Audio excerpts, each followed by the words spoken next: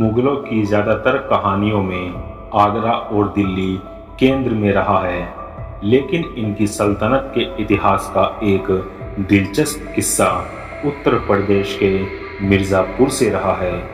मिर्ज़ापुर में कैमूर की पहाड़ियों से नज़र आने वाले चुनार के किले का कनेक्शन भी ऐसा जिसने मुगल इतिहास का रुख मोड़ दिया। यह वही किला है जिसके कारण हुमायूं को मुगल सल्तनत खोनी पड़ी थी। कहानी शुरू होती है 1536 से, जब इस किले पर शेर शाह सूरी का कब्जा था। बाबर की मौत के बाद सूरी ने इस पर कब्जा कर लिया। एक समय ऐसा भी आया जब हुमायूं ने अपनी विरासत को वापस हासिल करने की इच्छा जाहिर की, और यही हुमायूं की सबसे बड़ी गलती थी। मौत से पहले बाबर ने अपनी जायदाद का बंटवारा कर दिया।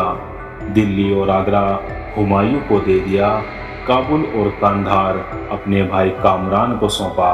संभल और हिंदाल की जिम्मेदारी अस्करी को दे दी। बाबर के मरने के बाद अफगानी की नजरें बाबर की सल्तनत पर थी, लेकिन हुमायूं चाहते थे कि कालिंजर को जीतने के बाद बंगाल पर वह कब्जा करे।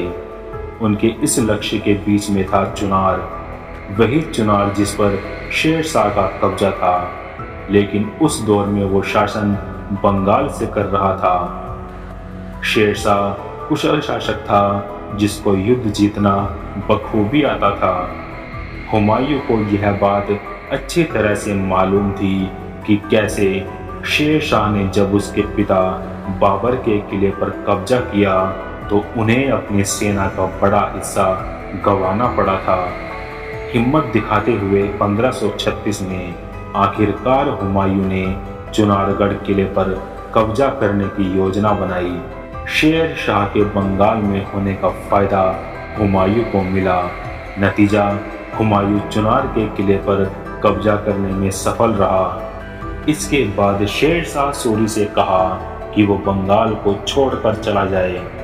उस समय शेर शाह ने वक्त की नज़ाकत को समझते हुए हुमायूं की बात तो मान ली, लेकिन मुगलों के कमज़ोर वक्त की तलाश करने लगा। चौसा के युद्ध में शेर शाह अचानक हुमायूं के सामने चट्टान बनकर खड़ा हो गया। जंग में शेर शाह सूरी ने हुमायूं को ऐसा हराया कि उसे हिंदुस्तान छोड़ना पड़ा। शेर शाह ने पहले दिल्ली पर कब्जा किया, फिर चुनार किले पर। लंबे समय तक यह किला शेर शाह और उसके बेटे इस्लाम शाह के पास रहा। मुगलों में फिर एक बार इसे हासिल करने की उम्मीद बढ़ी। 1575 में अकबर ने इसे हासिल किया और वापस मुगल सल्तनत का हिस्सा बनाया। इस किले का इतिहास बताता है कि दिल्ली से बंगाल तक राज करने के लिए चुनार से होकर गुजरना पड़ता था। यही वजह थी कि इसे हासिल करना कितना अहम था। कोई भी राजा इस पर अपनी पकड़ को कमजोर नहीं होने देना चाहता था। शेर शाह ने बाबर को चुनार का किला कब्जाते हुए अपनी सेना का बड़ा हिस्सा गंवाते हुए देखा था। यही वजह थी कि बाबर की मौत के बाद ही शेर शाह ने इस किले को अपने अधीन में ले लिया। 1536 में हुमायूं ने चुनार के किले पर आक्रमण करके उसे जीत लिया और फिर शेर शाह से बंगाल छोड़ने को कहा। मौके की नज़ाकत को समझते हुए शेर शाह ने हुमायूं की बात मान ली। बिहार और बंगाल जीतने के लिए आगे बढ़ रहे हुमायूं की स्थितियों को भांपकर शेर शाह चौसा के युद्ध में फिर उसके सामने आकर खड़ा हो गया। हुमायूं को उस लड़ाई में हराकर शेर शाह ने 1537 में दिल्ली पर हुकूमत जमा ली और चुनार का किला एक बार फिर अपने कब्जे में ले लिया। शेर शाह और फिर उसके बेटे इस्लाम शाह चुनार पर तब तक शासन करा जब तक दोबारा इसे अकबर ने 1575 में अपने कब्जे में नहीं ले लिया। चुनार के किले में प्रवेश करते ही आपको एक शिलालेख दिखाई देगा। इसमें उन राजाओं का जिक्र है जिनके अधीन यह किला रहा। शिलापट की शुरुआत होती है उज्जैन के राजा विक्रमादित्य से। 56 ईसा पूर्व में चुनार पर उनका अधिकार था। ऐतिहासिक तौर पर माना जाता है कि विक्रमादित्य ने अपने भाई राजा भर्तहरि, जो कि बाद में सन्यासी हो गए थे, उन्हीं के लिए यह किला बनवाया था। गुरु गोरखनाथ से ज्ञान प्राप्त करके सन्यासी हुए भर्तहरि ने अपनी तपोस्थली के रूप में इसी स्थान को चुना था। कहते हैं कि जंगली इलाके में तमाम जानवरों का खतरा था। ऐसे में भाई के जीवन की रक्षा के लिए विक्रमादित्य ने यह किला बनवाया ताकि उसमें सुरक्षित तौर पर भर्तहरि साधना कर सके, और यहीं पर उनकी समाधि भी है। विक्रमादित्य के बाद पृथ्वीराज चौहान, मोहम्मद गोरी, स्वामी राज, मोहम्मद शाह शर्की, सिकंदर लोदी, बाबर, शेरशाह सूरी, हुमायूं और फिर तमाम राजाओं का इस पर कब्जा रहा। अवध के नवाब के कब्जे में आने के बाद से ही अंग्रेजों ने इस पर अपनी आंखें गड़ाना शुरू कर दी, जो कि सुजाउद्दौला के बाद पूरी तरह ब्रिटिश हुकूमत के कब्जे में रहा। अंग्रेजों ने इस किले का प्रयोग शस्त्रागार और यातना गृह के तौर पर किया। भारत के पहले गवर्नर जनरल वॉरेन हेस्टिंग्स ने इस किले में ही अपना निवास बनाया था। 1849 में महाराजा रणजीत सिंह की पत्नी रानी जिंद कौर को यहाँ कैद करके रखा गया। हालांकि बाद में वे यहाँ से फरार होकर नेपाल चली गई, जहाँ पर उन्हें राजनीतिक संरक्षण दिया गया। साल 2019 में चुनार किले में ही कांग्रेस महासचिव प्रियंका गांधी वाड्रा को भी अस्थायी तौर पर कैद किया गया था। किले के इतिहास से इसका महत्व समझा जा सकता है।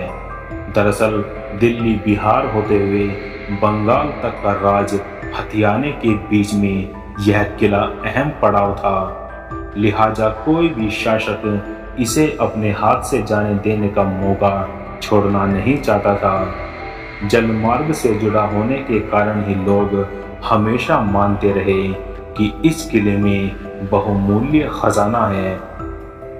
इस किले में सोनवा मंडप को एक तरह से कैद खाने की तरह शासकों ने इस्तेमाल किया। कहा जाता है कि अंग्रेजों के समय में यह फांसी देने की जगह हो गई थी। इस किले में एक बंदी गृह भी है, जिसे बाद में राजाओं ने बनवाया होगा। एक वक्त में यह भी कहा जाता था कि जिसने चुनार पर कब्जा कर लिया तो उसने भारत के भाग्य पर कब्जा कर लिया। साल 2013 में जब शोभन सरकार ने उन्नाव के पास डोंडिया खेड़ा में खजाना होने का दावा किया था और खुदाई शुरू हो गई थी, तब इस किले में भी खजाना होने के दावे किए जा रहे थे। तमाम लोगों की मांग थी कि इस किले के खजाने में अमूल्य संपदा है जिसे निकाले जाने की जरूरत है। जिन शासकों का इस किले पर कब्जा रहा, उन्होंने इसके निर्माण पर अपनी निशानियां भी छोड़ी है। किले में भर्तहरि की समाधि या उनके नाम पर मंदिर के अलावा सोनवा मंडप, सूर्य धूप गढ़ी, 52 खंभों की छतरी, जहांगीरी निवास, बाबर और औरंगजेब का हुक्मनामा, शेरशाह सूरी का शिलालेख, आलमगीरी मस्जिद और जहांगीरी कमरे के अलावा एक बावली भी खासी चर्चित है। तमाम तहखानों, रहस्यमय दरवाज़ों, विशेष लिखावट नुमा नक्काशी जैसी चीज़ों ने ही इस किले को रहस्य का वह केंद्र बना दिया जिसके बारे में न जाने कितने किस्से मौजूद है। क्या सत्य है, इसके बारे में दावा इसीलिए करना मुश्किल है क्योंकि इसे आज़ादी के बाद उतने पुख्ता तौर पर कभी संरक्षित नहीं किया गया जैसे किया जाना चाहिए था। एक वक्त में नक्सलियों की हिट लिस्ट में शामिल रहे इस किले में ही पीएससी का ट्रेनिंग सेंटर बनाया गया। कुछ कमरों को गेस्ट हाउस के तौर पर तब्दील किया गया। इन सब वजहों से इस किले की उतनी अच्छी देखरेख नहीं हो सकी। आज की हमारी वीडियो में इतना ही। अगर आपको हमारी ये वीडियो अच्छी लगी तो लाइक करें, शेयर करें और जाते जाते हमारे चैनल को सब्सक्राइब करें। मिलते हैं नेक्स्ट वीडियो में, तब तक के लिए बाय एंड टेक केयर।